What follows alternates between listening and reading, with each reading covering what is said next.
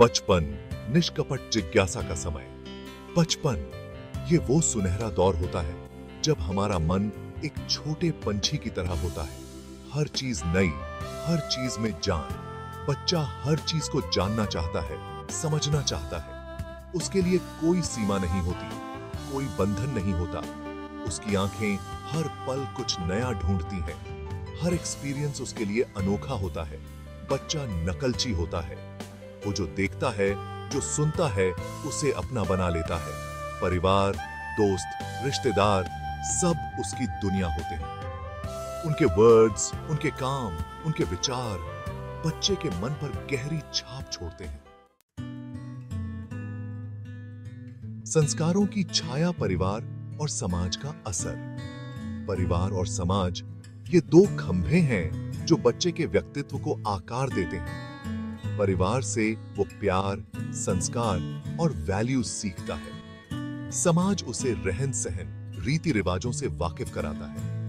परिवार और समाज मिलकर बच्चे के मन में एक विचारधारा का बीज बोते हैं। ये विचारधारा सही भी हो सकती है और गलत भी। कई बार तो ये विचारधारा हमें आगे बढ़ने से रोकती है। बचपन में हम जो कुछ भी सीखते हैं वो हमारे अवचेतन मन में चला जाता है। बड़े होने पर ये विचार हमारे डिसीजंस, हमारे व्यवहार को प्रभावित करते हैं। अपनी राह खुद बनाएं, सोच और नियमों की आजादी। जैसे जैसे हम बड़े होते हैं, जरूरी है कि हम अपनी सोच को विकसित करें। हमें अपनी समझ से दुनिया को देखना शुरू करना चाहिए। हमें खुद से सवाल पूछने चाहिए, क्या सही है, क्या गलत, क्या जरूरी है, क्या नहीं। हमें अपने लिए खुद रूल्स बनाने चाहिए। हमें अपनी नैतिकता, अपने प्रिंसिपल्स खुद बनाने चाहिए। यह हमारी जिंदगी है और इसे जीने का तरीका हमें खुद तय करना होगा। दूसरों की नकल करने से हम अपनी पहचान खो देते हैं।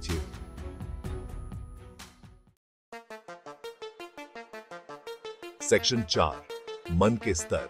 चेतन से अचेतन तक का सफर। हमारा मन एक गहरे समुद्र की तरह है। इसकी अलग अलग परतें हैं।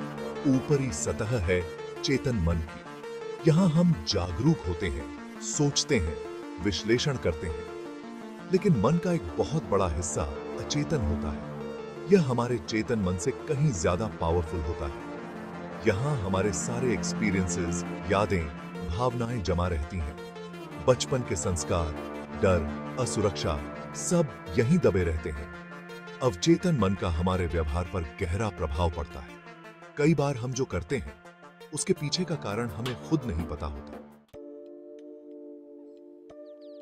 सेक्शन 5, अवचेतन का प्रभाव, सोच और व्यवहार का नियंत्रण। अवचेतन मन हमारे विचारों, भावनाओं और व्यवहार को नियंत्रित करता है। यह एक ताकतवर शक्ति है जिसका उपयोग हम अपने जीवन को बेहतर बनाने के लिए कर सकते हैं। लेकिन अगर हम अपने अवचेतन मन को नहीं समझते हैं तो यह हमें पीछे भी खींच सकता है। यह हमें उन चीजों से डरा सकता है जो असल में खतरनाक नहीं है। यह हमें उन अपॉर्चुनिटीज को पहचानने से रोक सकता है जो हमारे लिए फायदेमंद हो सकते हैं। अपने अवचेतन मन को समझना और उसे बदलना हमारे हाथ में है। सेक्शन 6, अपनी मर्जी से जीना। खुशी और आजादी का रास्ता अपनी मर्जी से जीना। इसका मतलब यह नहीं है कि हम दूसरों को नुकसान पहुंचाएं। इसका मतलब है कि हम अपनी पसंद की जिंदगी जिएं। ऐसी जिंदगी जो हमारे मूल्यों, हमारे सिद्धांतों के हिसाब से हो। जब हम अपनी मर्जी से जीते हैं तो हम ज्यादा खुश रहते हैं। हम ज्यादा क्रिएटिव होते हैं। हम अपने जीवन में सफलता और संतुष्टि पाते हैं। अपनी मर्जी से जीना हमारा अधिकार है, हमारा जन्मसिद्ध अधिकार। और यह अधिकार हमें खुद से छीनना होगा।